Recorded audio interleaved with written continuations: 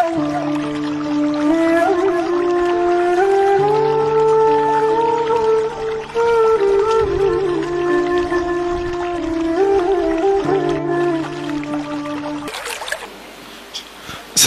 warahmatullahi wabarakatuh.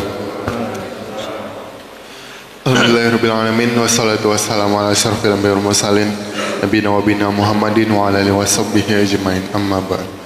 Puji syukur marilah kita panjatkan kehadirat Allah Subhanahu wa taala atas segala limpahan rahmat dan nikmat yang telah berikan kepada kita, terutama nikmat iman, nikmat Islam dan nikmat sehat walafiat.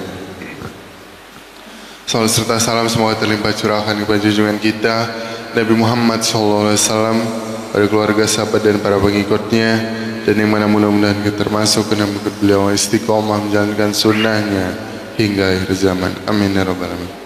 Hadirin jemaah yang dirahmati Allah, alhamdulillah pada hari ini kita masih diberikan kesempatan untuk berkumpul di Masjid An-Nur ini dalam rangka melaksanakan kewajiban kita di pagi hari ini, yaitu yang pertama melaksanakan sholat subuh berjamaah, dan yang kedua insya Allah dilanjutkan dengan kewajiban kita dalam menuntut ilmu.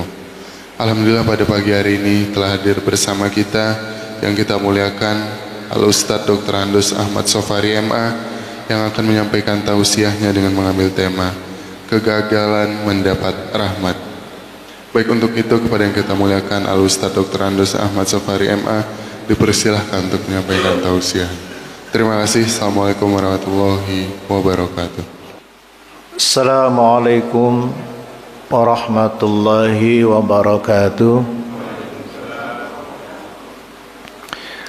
Bismillah walhamdulillah, wassalatu wassalamu ala rasulillah Sayyidina Muhammad ibn Abdullah wa ala alihi wa sahbihi wa man nasarahu wa wala.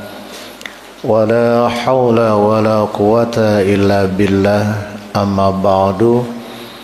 Subhanaka la ilma lana illa ma 'allamtana innaka antal alimul hakim. Rabbi shrah li sadri wa yassir li amri wahlul 'uqdatam min lisani yafqahu qawli bi rahmatika ya arhamar rahimin. Seluruh jajaran pengurus Masjid An-Nur yang saya hormati, bapak-bapak, ibu-ibu jamaah yang hadir pada pagi hari ini, yang semoga kita semua termasuk orang-orang yang mulia di hadapan Allah Subhanahu wa taala. Alhamdulillah, pagi hari ini kita bangun dalam keadaan sehat walafiat, panjang umur, kemudian kita bisa melangkahkan kaki ke masjid ini untuk salat subuh berjamaah, bersilaturahim, duduk di majelis ilmu. Mudah-mudahan ini semua Allah catat sebagai tambahan amal saleh kita di sisi Allah Subhanahu wa taala. Bapak dan Ibu yang saya muliakan, mohon maaf agak flu hari ini Pak ya. Tema kajian kita hari ini kegagalan mendapat rahmat Allah Subhanahu wa taala. Allah Subhanahu wa taala itu sebenarnya membentangkan rahmatnya, karunia-Nya yang sangat luas kepada orang-orang yang ingin mendapatkannya. Jadi bahkan ketika kita melakukan sesuatu, maka yang kita inginkan itu rahmat Allah Subhanahu wa taala ujungnya. Jadi bismillahirrahmanirrahim itu kita bersumpah melakukannya supaya mendapat anugerah Allah, anugerah dunia dan akhirat. Nah, oleh karena itu ketika Allah Subhanahu wa taala membentangkan rahmatnya kepada orang-orang yang ingin meraihnya, maka ada orang yang berusaha dengan sungguh-sungguh untuk mendapatkan rahmat itu. Tapi ada juga yang lalai untuk mendapatkan rahmat itu. Padahal luar biasa janji Allah Subhanahu wa taala ketika orang-orang yang beribadah, beramal saleh, tulus, ikhlas, maka anugerah Allah dunia akhirat akan ia peroleh. Di dalam Al-Quranul Karim ada orang-orang yang gagal mendapat rahmat Allah Subhanahu wa taala. Dalam surat Al-Baqarah ayat 195. Ayat ini juga sering kita dengar ya. A'udzu billahi minasy syaithanir rajim. Bismillahirrahmanirrahim. Wa anfiqu fi sabilillah wa la turqu bi aydikum ila taghluka wa ahsinu innallaha yuhibbul muhsinin. Al-Baqarah 195. Wa anfiqu fi sabilillah, dan infakkanlah, belanjakanlah hartamu di jalan Allah Subhanahu wa taala. Wa la tulqu bi aidikum ila tahlukah, dan jangan sekali-kali kamu jatuhkan dirimu ke dalam kebinasaan. Wa ahsinu, dan berbuat baiklah. Innallaha, sesungguhnya Allah, yuhibbul muhsinin, mencintai orang-orang yang berbuat kebajikan. Kita lihat ayat ini pemahamannya. Wa anfiqu fi sabilillah, dan belanjakanlah, infakkanlah hartamu di jalan Allah Subhanahu wa taala. Ketika orang berinfak, bersedekah di jalan Allah, itu jalan yang paling aman, jalan yang paling benar.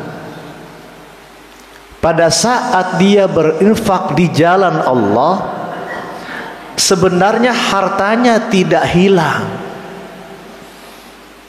Jadi kalau bapak-bapak ada uang di dompet, kemudian kita keluarkan 100.000, kita infakkan, seolah-olah dompet kita berkurang 100.000. Sebenarnya ketika dia berinfak di jalan Allah, itu tidak hilang. Seolah-olah hilang 100.000, berkurang 100.000. Tapi ketika berinfak di jalan Allah, tidak hilang. Kemana dia 100.000-nya? Al-Kahfi menjawab, ayat 49, wa wajadu ma'amilu hadira. Itu ayat pertengahannya.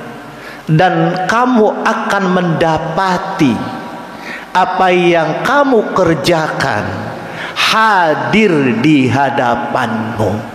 Kapan itu? Pertama saat kita sakaratul maut, yang kedua di alam barzah, yang ketiga di hari kiamat. Sedekah yang kita keluarkan itu hadir menolong kita, tidak hilang Pak. Seolah-olah rekening kita berkurang, tapi sebenarnya dia tidak hilang, menunggu kita ketika kita menghadap Allah Subhanahu wa ta'ala. Sebaliknya, ada orang yang berangkat bekerja, dompetnya terjatuh, isinya 1 juta. Itu hilang beneran kalau itu, benar-benar hilang kalau itu. Tapi ketika berinfak, dia tidak hilang, menunggu kita amal yang kita perbuat ketika kita menghadap Allah Subhanahu wa ta'ala. Nah, ini orang tidak gagal mendapat rahmat. Yang hilang-hilang tadi tidak diinfakkan, dia gagal mendapat rahmat Allah Subhanahu wa ta'ala. Maaf Bapak Ibu, zuhur misalkan kita sholat di masjid, ada kotak infak. Ada orang yang ingin mendapat rahmat, ada kotak di depannya, tapi ada orang yang gagal mendapat rahmat. Sama-sama dia bawa uang, sama-sama bawa uang, tapi ada orang yang memasukkan itu ke kotak amal, dia mendapat rahmat. Tapi ada orang yang gagal dapat rahmat, di hadapannya itu kotak infak, sementara ada uang di tangannya atau uang di dompetnya. Nah, ini salah satu makna wa anfiqu fi sabilillah. Tidak hilang ketika kita berinfak di jalan Allah Subhanahu wa ta'ala. Berikutnya itu ayatnya bersambung. Wa anfiqu fi sabilillahi wa la tulqu bi aidikum ila tahluka. Dan jangan jatuhkan dirimu ke dalam kebinasaan. Jangan jatuhkan dirimu ke dalam kebinasaan berkaitan dengan harta yang kita miliki. Ada orang hidup sehat, punya uang sedikit atau banyak dia punya. Kemudian ada kesempatan dia berinfak. Dia mengalami ekonomi yang tadinya terpuruk, dia bangkit, keuangannya cukup, bahkan banyak. Di saat itu ada kesempatan dia berinfak, bahkan sangat luas hartanya. Tiba-tiba dia bangkrut. Hidup ada kesempatan, harta banyak, tiba-tiba dia bangkrut. Pada kesempatan harta banyaknya itu, ketika dia berinfak sesuai kemampuannya, hartanya banyak, rahmat Allah luar biasa diraihnya. Tapi dia tidak berinfak, maka dia gagal mendapat rahmat Allah Subhanahu wa ta'ala. Tahlukah, satu bermakna kebinasaan, dua bermakna kegagalan mendapat rahmat Allah Subhanahu wa ta'ala. Jadi maknanya ayat ini bukan hanya jangan kamu kikir, maknanya juga jangan kamu tidak manfaatkan kesempatan yang Allah berikan kepada kamu untuk mendapat rahmat.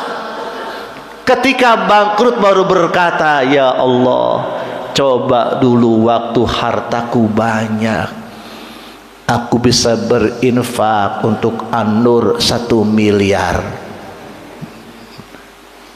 Dulu, ya Allah, coba dulu.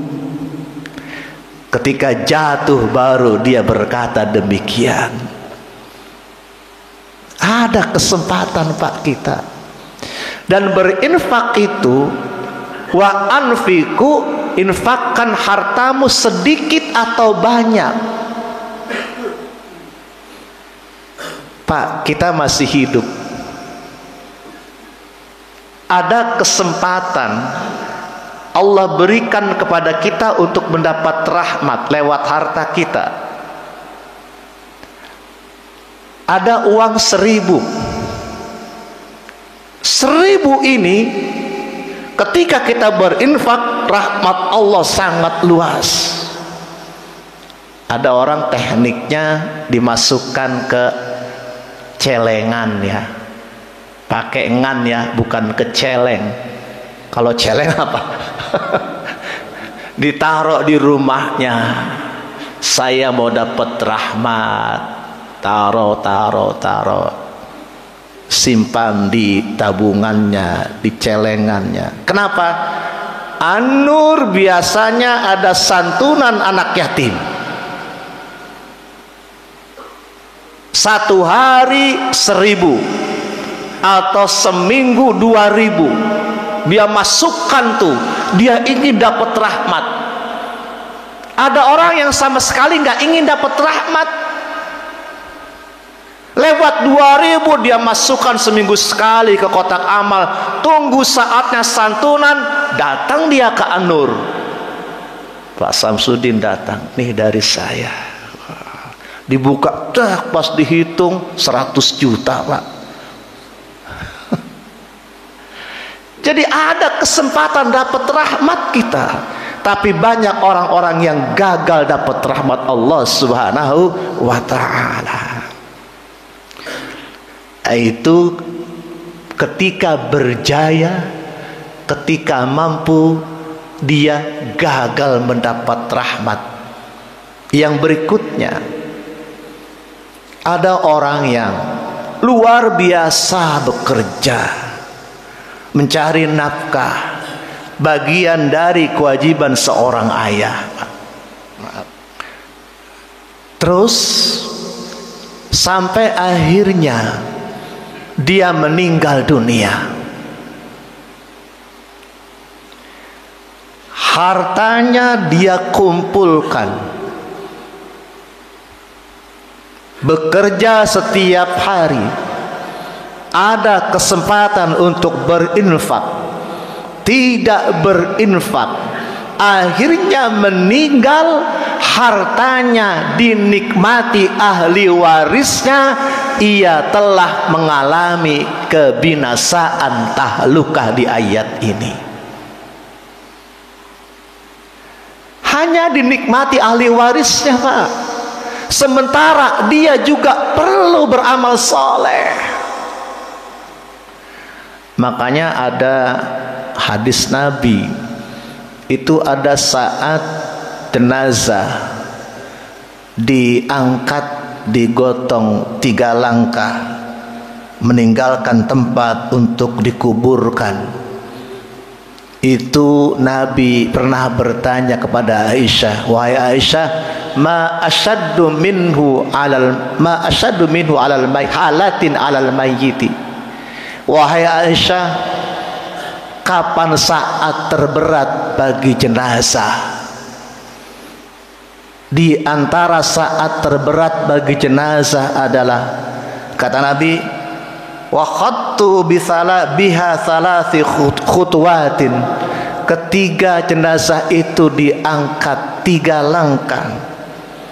Kemudian yunadi bisauti, ruh jenazah itu berseru, ruhnya berseru, kata Nabi, yasma'uhu kulla syai'in, semua mendengar seruan jenazah yang digotong tadi, illa tsaqalain, kecuali 2 makhluk, manusia dan jin. Apa seruan jenazah tadi, ruh tadi? Keterangan Nabi kita, wa taqulur ruh tadi berkata, ya ahibbai, wahai orang-orang yang aku cintai. Semua dengar, kata Nabi, kita dan jin yang tidak dengar. Wahai orang-orang yang aku cintai, wa ikhwani, wahai saudara-saudaraku, wa ya auladi, wahai anak-anakku, la taghurrannakumud dunya, jangan sekali-kali kamu dilalaikan oleh dunia. Kata Nabi kita mengabadikan seruan ruh jenazah yang digotong tadi.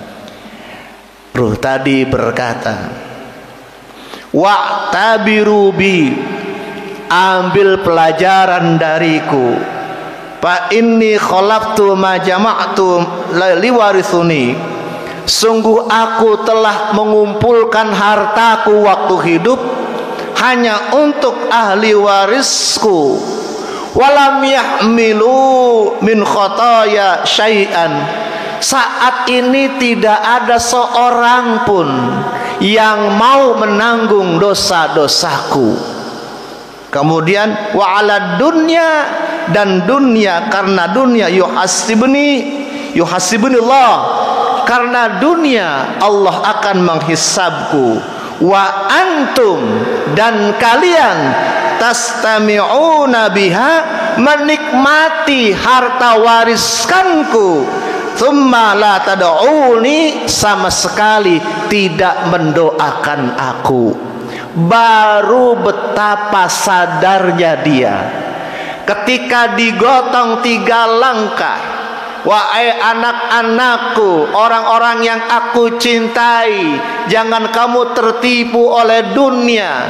Aku waktu hidup mengumpulkan harta hanya untuk akhirnya dinikmati ahli warisku. Sekarang mereka tidak ada satupun yang mau menanggung dosa-dosaku, bahkan tidak ada yang mendoakanku. Betapa mirisnya kita, harta kita kumpulkan, ternyata kita tidak infakkan, ujung-ujungnya dinikmati ahli waris, bahkan ahli waris kita tidak mendoakan kita. Betapa tahlukah kita, betapa binasanya kita. Jadi selagi kita masih hidup, jangan sampai kita gagal mendapat rahmat Allah Subhanahu wa ta'ala. Ini mengenai wa anfiqu fi sabilillahi wa la tulqu bi aidikum ila tahlukah. Bahkan ada ayat yang populer juga itu, Pak. Surat Al-Munafiqun ayat 10 ya. Wa anfiqu mimma razaqnakum min qabli ayyatiya ahadakumul maut fayaqula rabbi laula akhartani ila ajalin qarib fa asaddaqa wa akum minas salihin. Ada saat kita semua nanti mengalaminya, saat sakaratul maut. Saat sakaratul maut, Allah Subhanahu wa ta'ala memperlihatkan balasan amal-amal kita, termasuk amal-amal sedekah kita. Saat itu orang yang sakaratul maut, Allah perlihatkan balasan amal sedekah. Makanya dia berkata, fayaqula rabbi laula akhartani, ya Allah, tunda ajalku sebentar saja, aku ingin bersedekah. Karena Allah perlihatkan betapa besar rahmat Allah kepada orang-orang yang bersedekah, sehingga dia minta ditunda ajalnya sebentar saja. Fayaqula rabbi laula. Bapak Ibu sekalian, makna laula di sini penyesalan yang sangat. Ketika sakaratul maut nanti kita akan alami ayat ini, Allah perlihatkan pahala ganjaran rahmat bersedekah. Allah perlihatkan itu betapa hebatnya, sehingga kita berkata, hidupkan aku sebentar saja ya Allah, aku ingin bersedekah, laula penyesalan yang sangat. Ya Allah, hidupkan aku. Sangat menyesal. Betapa rahmat Allah dengan berinfak itu luar biasa. Jamaah sekalian yang saya muliakan, ayat ini juga ada wa ahsinu, dan berbuat baiklah. Innallaha yuhibbul muhsinin, karena Allah Subhanahu wa taala mencintai orang-orang yang berbuat kebajikan. Berbuat baik itu jelas kita semua tahu dan paham. Tapi ada godaan setan. Godaan setan apa? Kita digoda untuk meninggalkan yang lebih baik dan mengerjakan yang baik. Saya ulangi, bentuk godaan setan, kita digoda meninggalkan yang lebih baik dan hanya bisa mengerjakan yang baik. Contoh Pak, baca Quran baik tidak? Berzikir baik tidak? Nah, kita lihat nih. Baca Quran baik, salawat baik, zikir baik. Kita lihat hadis Nabi. An Aisyata radhiyallahu anha annan nabiyya sallallahu alaihi wasallam, dari Aisyah, sungguhnya Rasulullah bersabda, qiraatul Quran fis salati, baca Quran pada saat salat, afdalu min qiraatil Quran ghairus salat. Baca Quran pada saat kita salat itu lebih utama daripada baca Quran di luar salat. Saya lanjutkan dulu. Wa qiraatul Quran fi ghairi sholati, dan baca Quran di luar salat, afdalu minat tasbih wa takbir, lebih utama daripada tasbih dan takbir. Kita lihat pemahaman yang pertama dulu.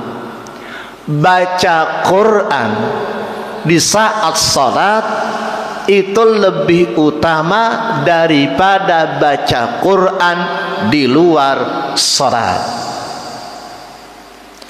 Bapak baca Quran nanti habis subuh itu baik, utama. Tapi lebih utama baca Quran tadi pada saat sholat subuh. Jadi jangan ngejar banyak-banyak di luar sholat, tapi pada saat sholat bacaannya tidak diperhatikan. Fatihah pada saat sholat itu lebih utama daripada Fatihah di luar sholat. Pahalanya lebih besar Pak. Jadi baca Quran kapan saja bagus, baik, tapi saat sholat wajib itu paling baik, paling besar pahalanya ketika kita baca pada saat sholat. Nah, jebakan setan, kita digoda meninggalkan yang lebih baik, hanya bisa mengerjakan yang baik. Itu bentuk godaan setan Pak. Qulhu al-ikhlas, Bapak baca 10 kali di luar sholat, lebih baik baca qulhu sekali pada saat sholat. Kenapa? Saat sholat kata Nabi itu waktu yang paling utama kita baca Quran. Nah, ini godaannya meninggalkan yang lebih utama, mengerjakan yang utama. Itu hamazatis syayatin. Berikutnya Pak, tadi saya bertanya, zikir bagus, baca Quran bagus. Apa hadis ini tadi berkata? Maaf Pak, ada orang baca Quran, Bapak di tengah, sebelah kanan Bapak di luar sholat, dia baca Quran, dia baca Al-Ikhlas 1 kali. Yang sebelah kiri Bapak zikir 1000 kali. Zikir bagus, baca Quran bagus, Al-Ikhlas sekali lebih baik daripada zikir 1000 kali Pak. Godaan setan, kita digoda meninggalkan yang lebih utama dan mengerjakan yang utama. Jadi kita jangan salah tempat. Zikir sebanyak-banyaknya perintah Allah. Ya ayyuhalladzina amanu dzkurullaha dzikran katsira.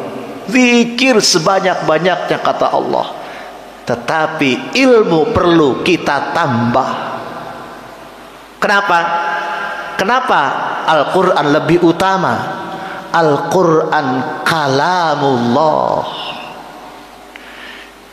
Jadi semoga bapak-bapak zikir juga, baca Quran juga, ya. Jangan sampai dua-duanya enggak. Jadi baca Quran itu lebih utama daripada berzikir, ya. Zikir yang paling utama itu adalah Al-Quranul Karim. Sama Pak, mohon maaf ya Pak, mohon maaf, maaf sebesar-besarnya. Godaan setan itu bentuknya diantaranya meninggalkan. Kita digoda meninggalkan yang lebih utama.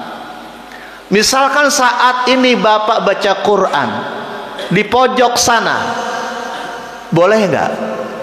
Saat ini majelis ilmu sedang berlangsung, Bapak di pojok sana baca Quran, boleh nggak? Boleh, tapi terjebak godaan setan. Dia meninggalkan yang lebih utama. Apa? Mendengarkan majelis ilmu. Ini saatnya majelis ilmu. Sama juga dengan berzikir. Nah, pokoknya triknya luar biasa Pak. Kalau bahasa Quran hamazatis syayatin. Kita digoda meninggalkan yang lebih utama. Akhirnya mengerjakan yang utama saja. Sama juga saya pernah bertanya mungkin ke Bapak. Bapak sudah umroh 2 kali. Keponakan Bapak perlu biaya yatim. Datang ke Bapak, saya perlu biaya untuk masuk kuliah, masuk sekolah. Umroh sudah 2 kali. Bapak pilih nolong anak yatim atau umroh yang ketiga? Benar Bu?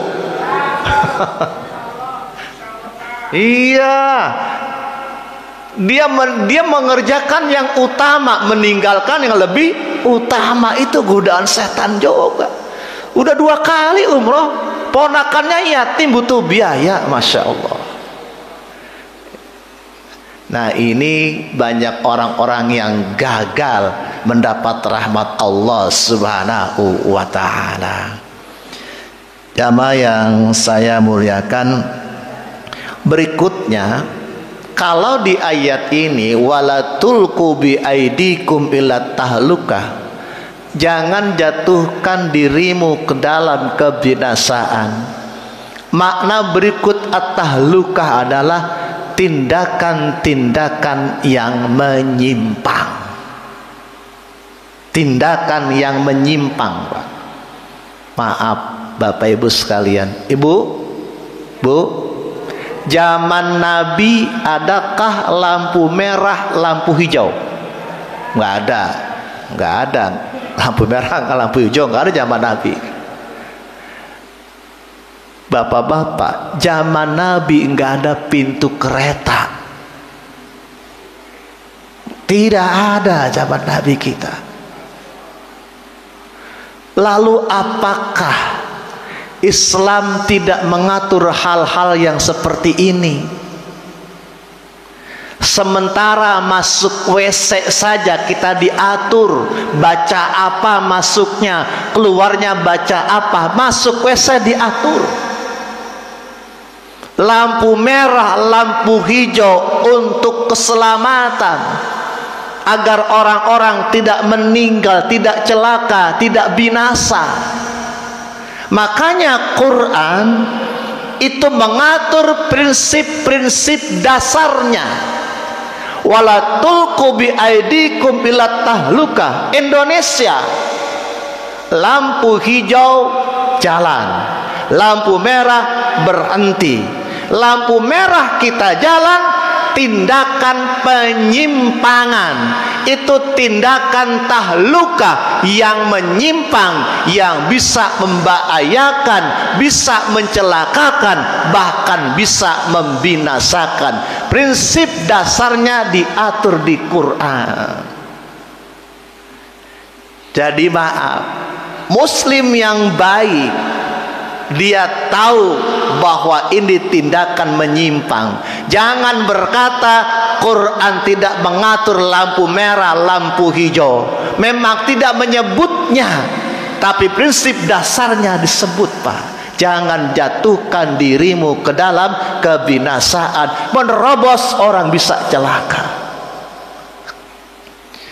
Banyak, Pak, prinsip-prinsip Islam yang diatur, ya. Ini kadang-kadang mohon maaf, stiker mobilnya Allahumma sholli ala Muhammad wa ala ali Muhammad, stikernya wah ugal-ugalan. Innalillah, masya Allah. Apa kata Nabi? Akmalul mu'minina imanan ahsanuhum khuluqa. Orang beriman yang paling sempurna adalah yang paling baik akhlaknya. Iman yang paling sempurna, yang paling baik akhlaknya. Yang sholat banyak, yang zikir banyak, tapi yang akhlaknya baik itu mungkin sangat sedikit, Pak. Makanya kata Nabi, bisa diukur dari akhlaknya, kesempurnaan iman seseorang, termasuk ketika di jalan.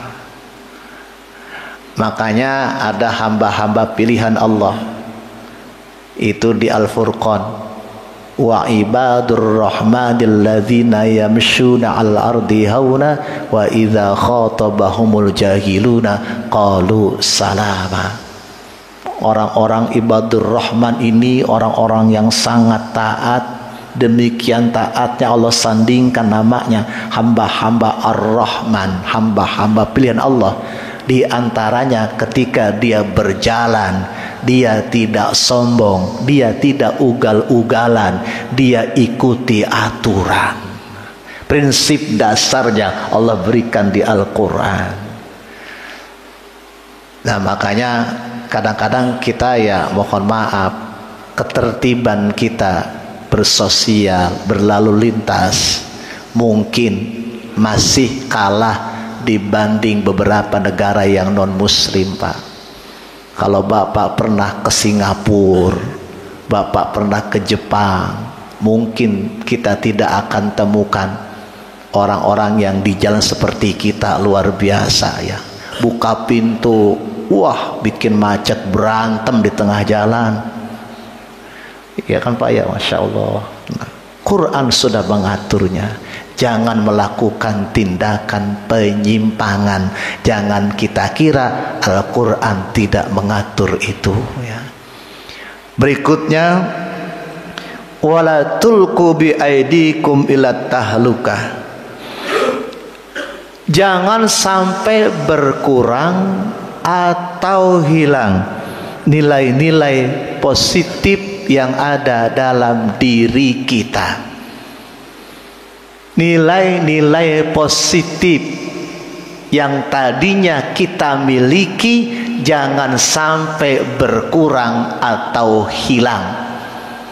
Ketika berkurang atau hilang, maka dia tahlukah, dia gagal mendapat rahmat Allah Subhanahu wa ta'ala. Contoh, kalau bapak terbiasa silaturahim, jangan sampai nilai-nilai itu hilang dalam diri bapak. Terus jaga, rawat, pelihara silaturahim itu. Banyak orang yang ingin dapat rahmat Allah lewat silaturahim, tapi ada juga orang yang menyepelekan rahmat silaturahim. Silaturahim kata Nabi dapat apa, Pak? Man ahabba ayyub satalahu fir rizki wa ayyusalu fi athari falyasil rahimahu. Barang siapa yang ingin dipanjangkan umurnya, diluaskan rizkinya, maka hendaknya ia menyambung silaturahim.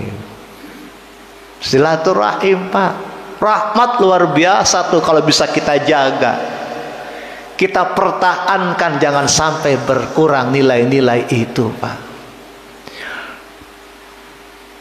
Kalau bapak terbiasa menjadi orang yang sabar, tetaplah jadi orang yang sabar.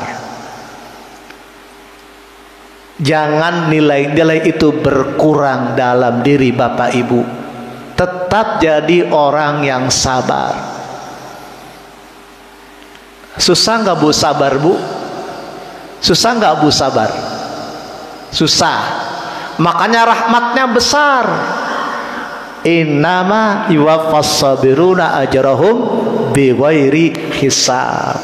Cukup hanya pahala sabar yang tidak ada bandingannya, ganjarannya. Rahmat Allah luar biasa ketika dia bersabar. Makanya pelihara terus sifat sabar dalam diri kita, jangan sampai hilang dalam diri kita. Nah, ini makna ila tahluka, jangan sampai berkurang nilai-nilai kebaikan dalam diri kita. Berikutnya makna ila tahluka, jangan sampai berkurang atau hilang. Apa? Jadilah orang-orang yang tetap rendah hati. Apapun keadaan kita, jangan sampai merubah jati diri kita. Tadinya rendah hati, jangan karena kaya menjadi tinggi hati. Tadinya rendah hati, jangan karena berilmu menjadi tinggi hati. Tetaplah pertahankan menjadi orang yang rendah hati. Jangan sampai nilai-nilai itu hilang atau berkurang. Termasuk orang yang gagal mendapat rahmat Allah Subhanahu wa ta'ala. Maaf bapak-bapak ya, godaan tinggi hati itu banyak ya. Bisa lewat harta, bisa lewat ibadah, bisa lewat ilmu. Ada orang yang berkata, alhamdulillah sekarang saya bisa rajin sholat berjamaah. Senang tuh, bagaikan telah melewati ujian. Sementara pada saat dia dapat hidayah di situ, itu bahan ujian. Maaf, tadinya sholatnya agak jarang, terus rajin, ya Allah alhamdulillah dapat hidayah. Begitu dapat hidayah rajin ibadah, apakah itu hasil ujian? Rajin ibadah apakah hasil ujian? Itu bahan ujian dari Allah. apakah kita sombong dengan ibadah kita? Jadi bahan ujian. Bapak diam ngantuk ya Pak? Apa mikir nih? Ngantuk Ibu. Ibu bisa datang ke sini, apakah Ibu lulus ujian? Bahan ujian juga. Bahan ujian. Masuk ke sini gimana hati kita? Ikhlaskah kita? Nah, jadi bahan ujian Allah selalu berikan kepada kita. Semoga Allah memberikan kekuatan kepada kita sehingga kita selamat dunia dan akhirat. Sudah suruk belum Pak? Belum ya? Iya. Ibu-ibu, ada minuman di atas Bu. Ini kalau nggak dipanggil emang ngantuk nih. Banyak. Ibu kalau habis habis subuh terus ada kajian, terus biasanya sholat isyraq, ya kan? Sholat isyraq. Adakah orang yang gagal tidak dapat rahmat karena tidak sholat isyraq, atau dia sholat isyraq? Ada Pak, dia sholat tapi gagal pahala isyraqnya. Etika sholat isyraq, sehabis subuh dia tidak tinggalkan masjid, berada di masjid, bukan tidur. Yang dapat pahala isyraq itu habis sholat subuh, kalau tidak ada majelis ilmu, dia berzikir, atau dia baca Quran, atau dia baca salawat sambil datangnya waktu syuruk. Yang penting tidak tidur. Ketika dia habis subuh terus tidur sholat isyraq, yang nggak dapat pahala isyraqnya. Melek Bu sekarang. Jadi gagal dapat rahmat,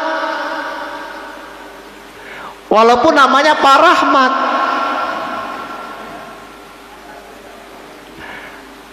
Kalau serius ngantuk ibu-ibu nih Pak. Nah, jadi ini hal-hal yang mesti kita pemahamannya kita kuatkan dan kita tambah perluas ya. Jadi jangan sampai gagal dapat rahmat karena tidak sesuai tata caranya. Sambil nunggu ya, sampai isyraq ya biasanya ya. Kalau kesemutan silakan Pak diluruskan, Ibu diluruskan kakinya. Ada minuman diminum ya. Berikutnya nih, yang jatuh ke dalam kebinasaan, orang-orang yang berkurang keyakinannya akan keesaan Allah Subhanahu wa ta'ala. Berkurang tahluka, berkurang keyakinannya akan keesaan Allah Subhanahu wa ta'ala. Contoh apa? Dalam situasi normal, orang bisa yakin begitu kuat akan keesaan Allah, keadilan Allah. Tapi bisa jadi karena tuntutan ekonomi, orang akhirnya kurang yakin akan keesaan dan keadilan Allah. Tuntutan ekonomi, akhirnya datang kemana untuk dagangan laris Bapak Ibu? Bu, ada orang yang pengen laris datangnya kemana? Ke Gunung Kawi. Nggak pakai N Bu.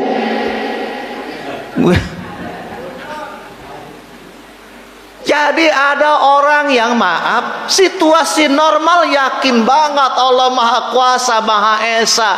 Begitu dia butuh ekonomi, ingin dagangan laris, ingin karir, kurang keyakinan keesaan kepada Allah, dia datang ke Gunung Kawi, datang ke dukun. Masya Allah.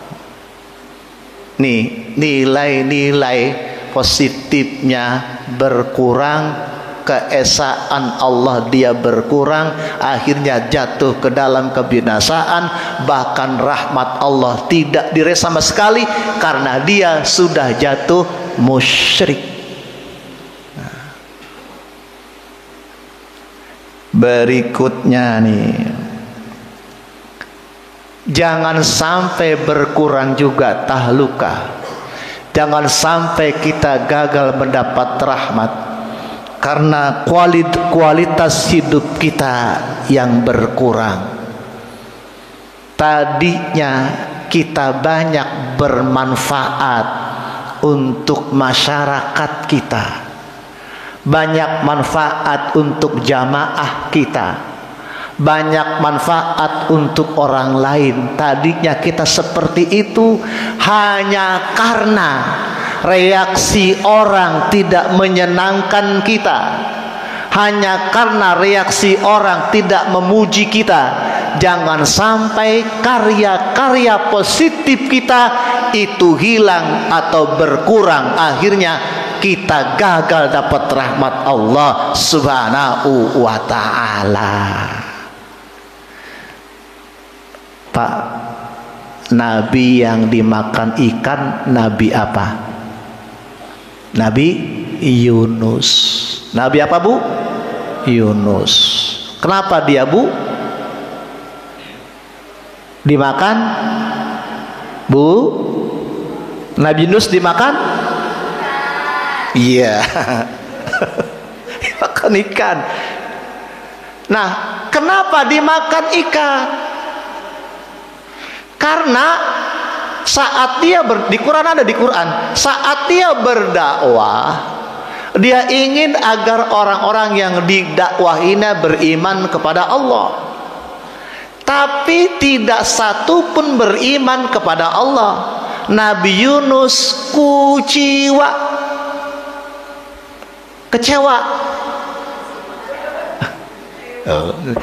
Kuciwa dia, Bu.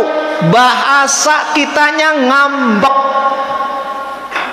Kalau bahasa Sunda ngambek naon? Hah? Mutung, pundung. Kalau Jawa Tengah, Jawa Timur ngambek. Oh, ngambek ya. Beda B ya, Bu ya. Ngambek. Oh Allah, ngambek sampean ya. Jadi ternyata Nabi Yunus niatnya bagus agar orang-orang beriman kepada Allah.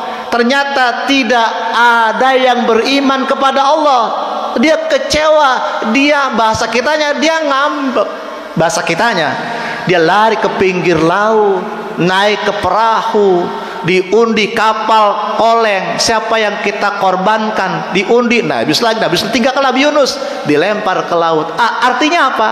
Ketika kita berbuat positif, hal-hal yang baik, kalau ada reaksi kurang menyenangkan, jangan Nah, begitu kita ngambek, kita gagal dapat rahmat Allah.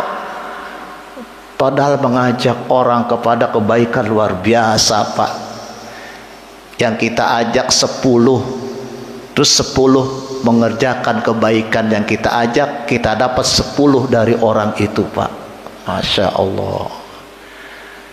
Nih, jadi jangan sampai berkurang nilai-nilai positif dalam diri kita, kualitas hidup kita.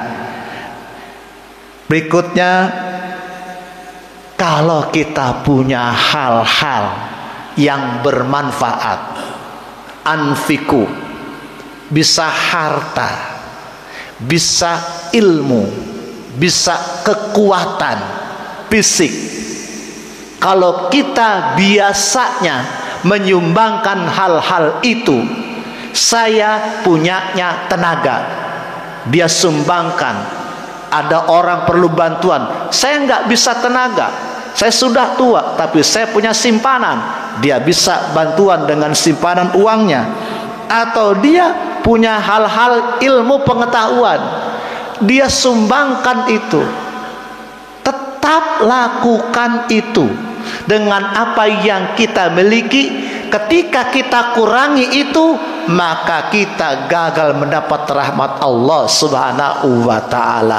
Ketika kita terus melakukannya, insya Allah wafat kita husnul khatimah.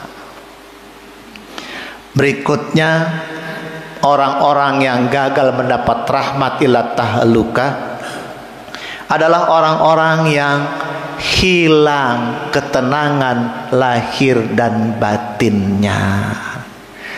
Tadinya hidupnya tenang, hidupnya nyaman, tapi menjadi tidak tenang. Dia juga gagal mendapat rahmat Allah. Kenapa gagal? Kenapa orang tidak tenang?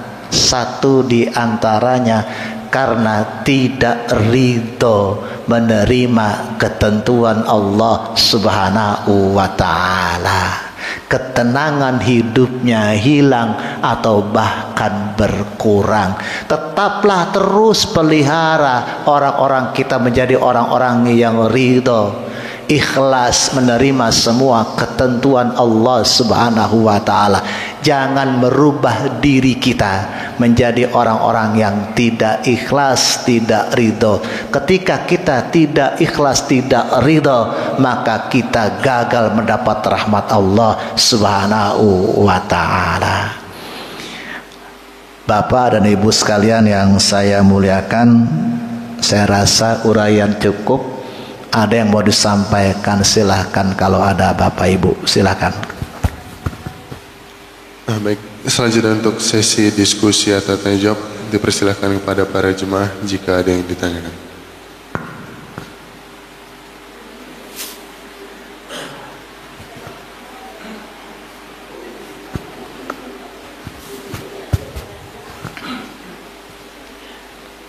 Bismillahirrahmanirrahim. Assalamualaikum warahmatullahi wabarakatuh. Mana orang? Saya ada pendapat, mau bertanya Ustadz tentang mandi. Mandi itu kan rahmat juga. Nah, saat-saat mana mandi yang artinya mendapat rahmat besar atau mungkin dianggap gagal karena pada malam hari menjelang subuh itu terkadang terjadi sesuatu hal, aku harus mandi atau tidak. Nah, ini mohon penjelasan Ustaz. Terima kasih. Assalamualaikum warahmatullahi wabarakatuh. Ya,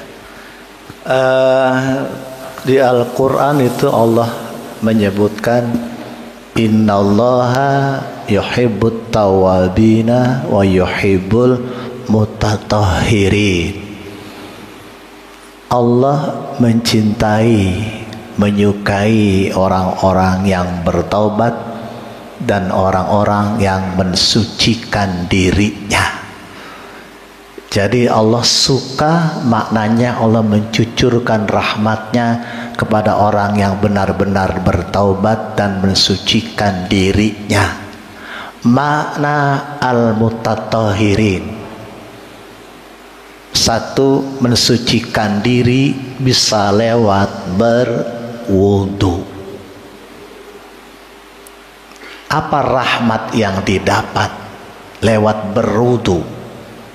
Ada hadis yang sahih Pak, kita ingatkan, man tawaddo'a bi ahsanal wudu'a, barang siapa yang berwudu dengan wudu yang terbaik, maka setiap dosanya itu keluar dari tubuhnya. Rahmat Allah sangat luas bagi orang yang berwudu dengan benar, maka itu juga menjadi cara Allah memberikan rahmat kepada hambanya. Wudunya ahsanil wudu, bukan asal wudu. Orang bilang kayak capung mandi ya, capung nggak enak nyebutnya. Nah, jadi itu Pak pertama, mutattohirin, suka sama orang yang bersuci, maknanya bisa berwudu. Kedua, Allah menyukai orang-orang yang juga mensucikan diri. Ada yang mandi itu mandi harus. Namanya mandi apa Bu? Mandi harus? Mandi wajib, mandi junub. Mandi junub. Maaf, masih mandi junub Pak. Oh masih dong. Masih dong. Iya ibu-ibu nih masih dong, pakai W ya Bu, masih dong. Ketika dia laksanakan itu Pak, maaf Pak, kalau mandi wajib berarti kan harus dia sholat, punya hadas besar, punya junub, tidak mandi junub, dia sholat, maka gagal dapat rahmat Allah lewat ibadah sholat, karena tidak mandi wajib, mandi junub.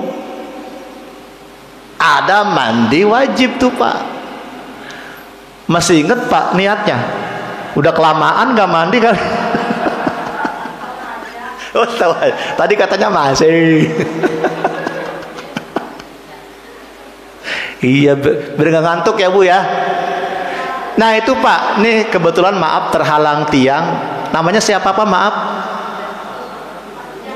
Pak Sujarno. Pak Sujarno. Asli mana Pak? Maaf. Oh, Medan. Bisa jadi Madiun. Iya. Kaget saya, Medan kok Sujarno. Baik Pak, itu yang kedua. Dia bayangkan Pak, ibadah sehari 5 waktu dia kerjakan, tapi tidak mandi junub, habis haid, habis hubungan suami istri, maka 5 waktunya tidak sah, gagal dapat rahmat Allah Subhanahu wa ta'ala. Penting Pak mandi. Nah, kalau bahasa Indonesianya, bahasa Arabnya susah, yang penting di hati kita pakai bahasa kita. Nih maaf ya, takutnya kelupaan udah lama gitu kan. Ya Allah, aku niat mandi untuk menghilangkan hadas besar karena Allah. Nah itu mandi yang harus, rahmatnya luar biasa. Kalau itu tidak dilakukan, sholat wajib, sholat apapun tidak sah.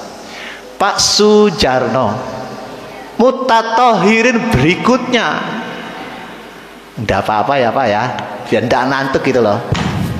Berikutnya ada mandi sunnah. Terutama bagi laki-laki, mandi sunnah itu diantaranya sebelum berangkat sholat Jumat. Jumat bagi laki-laki sebelum berangkat sholat Jumat dianjurkan, sangat dianjurkan mandi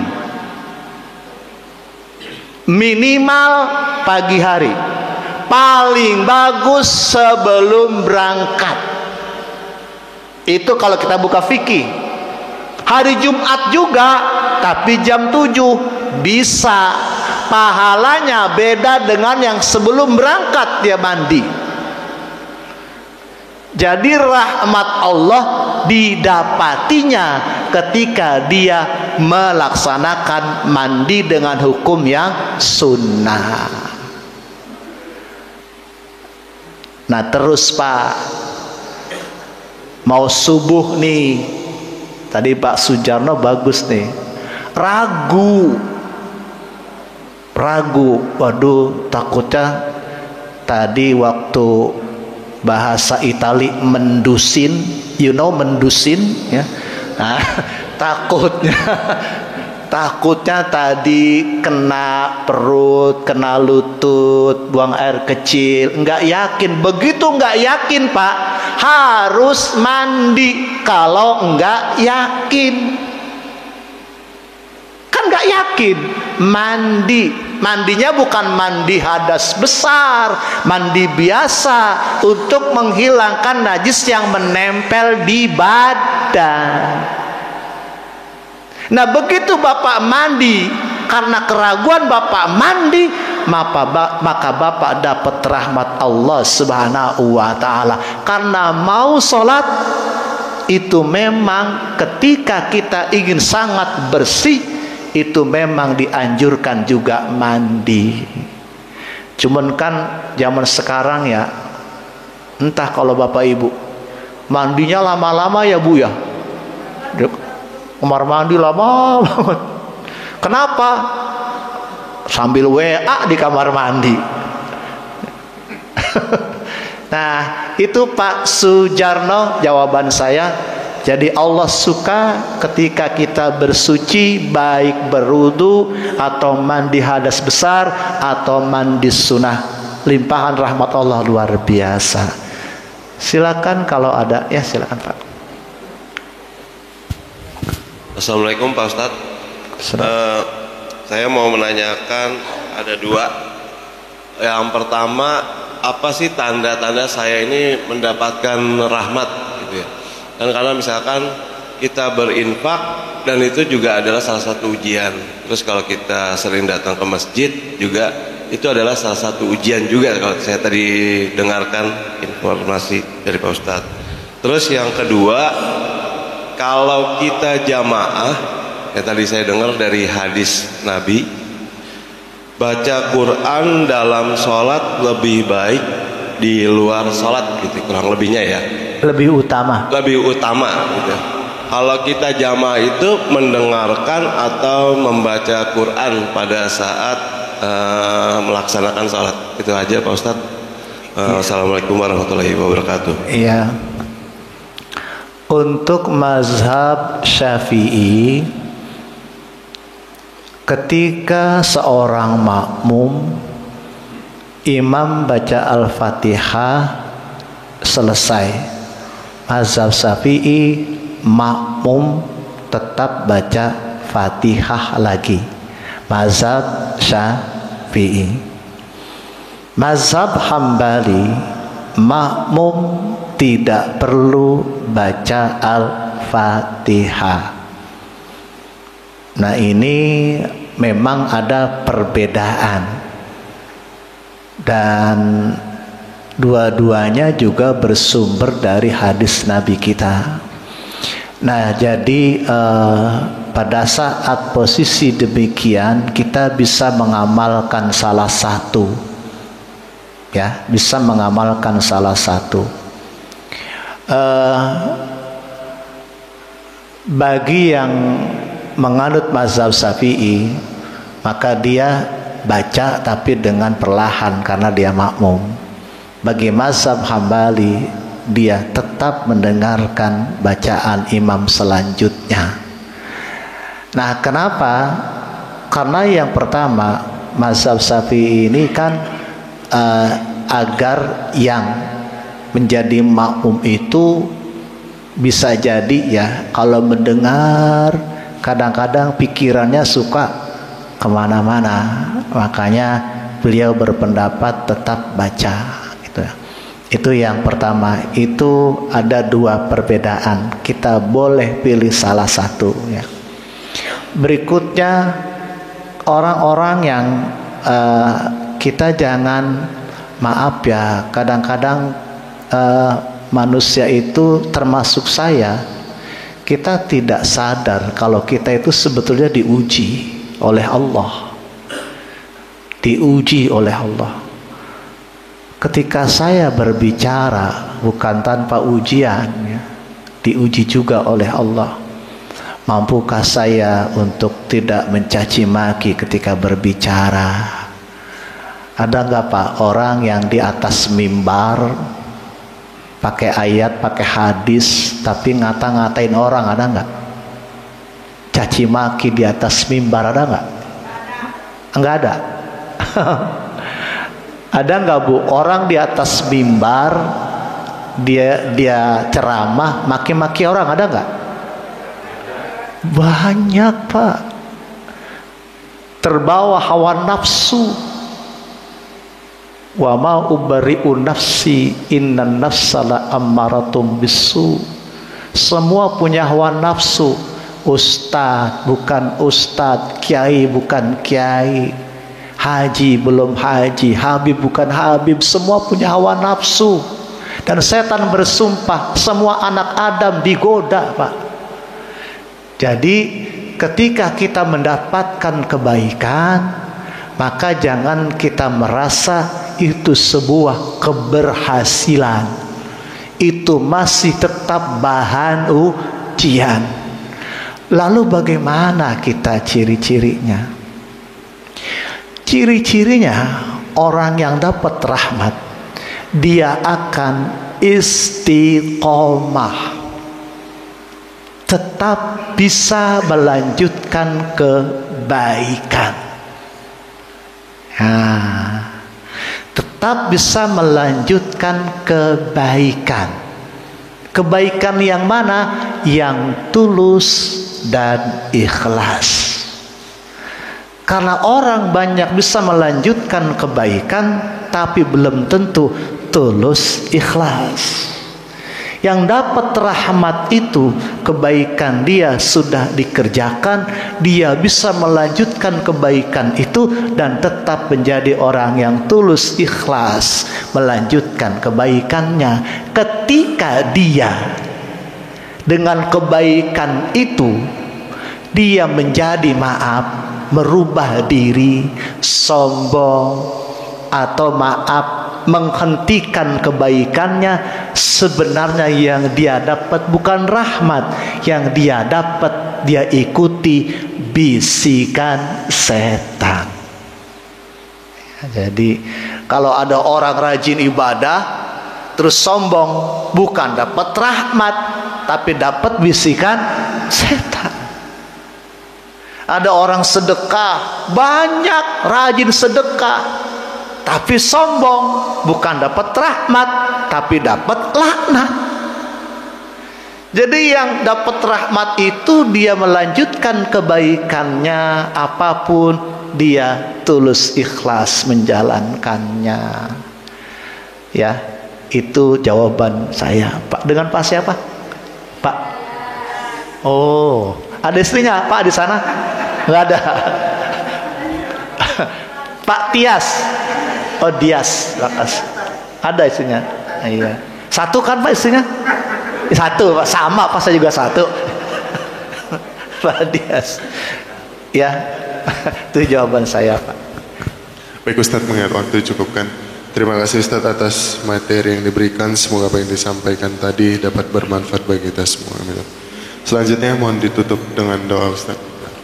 Mari sama-sama kita berdoa. Bismillahirrahmanirrahim. Alhamdulillahi rabbil alamin. Allahumma salli wa sallim wa barik ala Sayyidina Muhammad wa ala ali Sayyidina Muhammad. Rabbana zidna ilman nafi'a wa aqlan kamila wa fahman zakiya wa rizqan halalan kathiran tayyiban mubaraka. Rabbana atina fid dunya hasanah wa fil akhirati hasanah wa qina azabannar. Alhamdulillah sama-sama. Walhamdulillahirabbil. Assalamualaikum warahmatullahi wabarakatuh. Baik jemaah dirahmati Allah, kita akhiri kajian kita pada pagi hari dengan membaca doa kafaratul majelis. Subhanakallahumma bihamdika asyhadu an la ilaha illa anta astaghfiruka wa atubu. Terima kasih wabillahi taufiq wal hidayah. Assalamualaikum warahmatullahi wabarakatuh.